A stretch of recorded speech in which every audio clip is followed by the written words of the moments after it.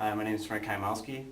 I'm going to be doing a video series on YouTube trying to teach people how to play drums.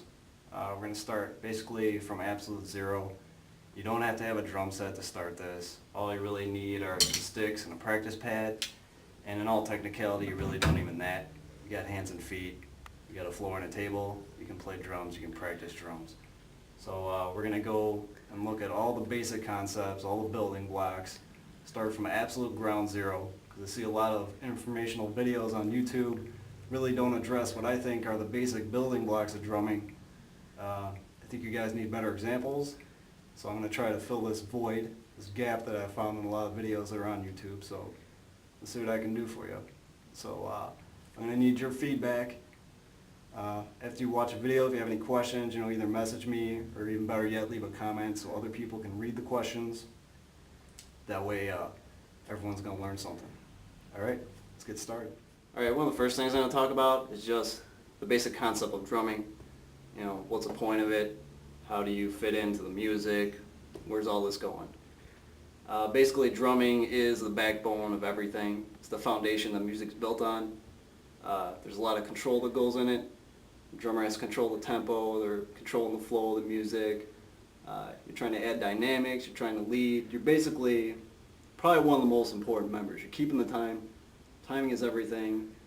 So basically you are probably one of the most important parts of a band. A good drummer is going to make or break a band. No matter how talented the other musicians are, if they don't have a good drummer, it's probably not going to turn out too well.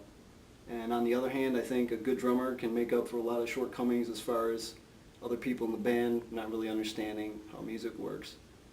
So now that I've pretty much told you that drummers are the center of the universe, let's keep going.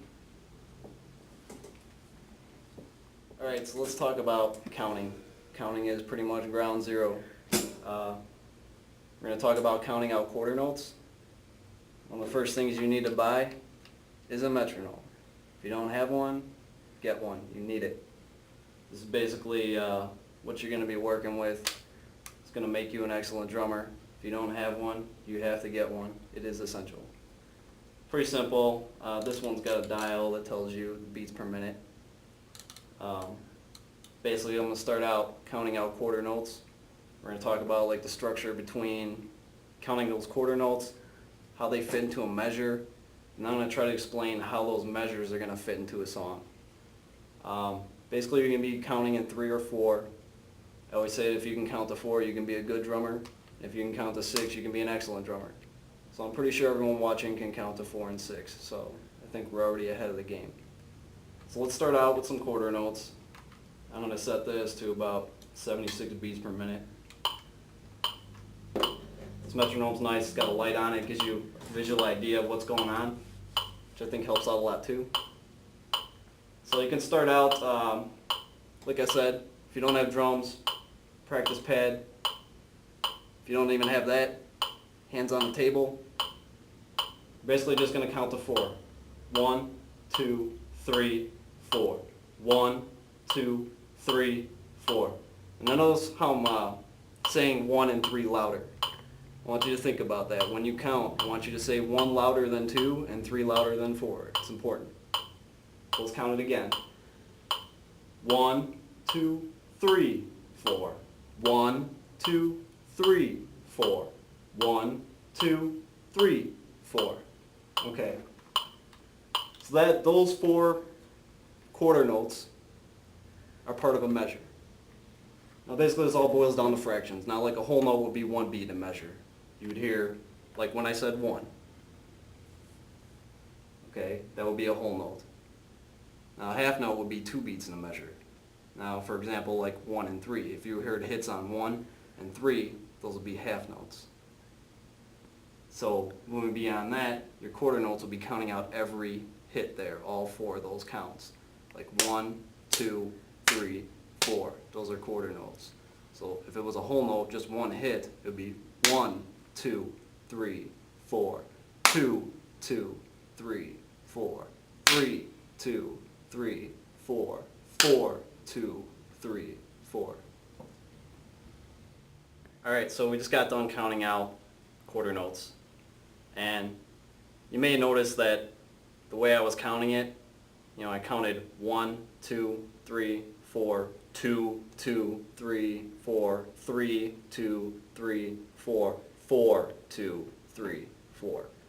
Basically, I'm counting it that way because I'm trying to mark off every measure.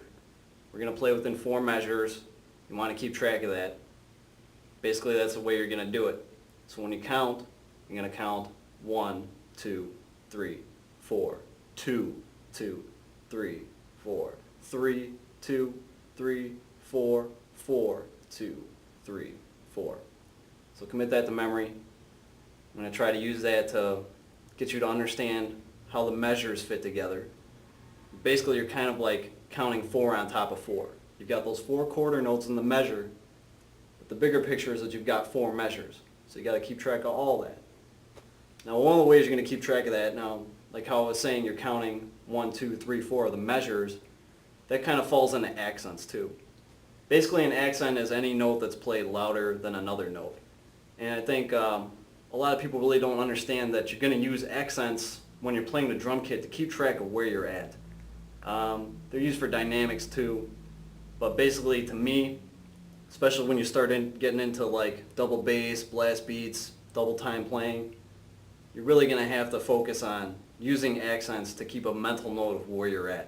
I mean, especially once you start playing blast beats and it just sounds like a wall of sound.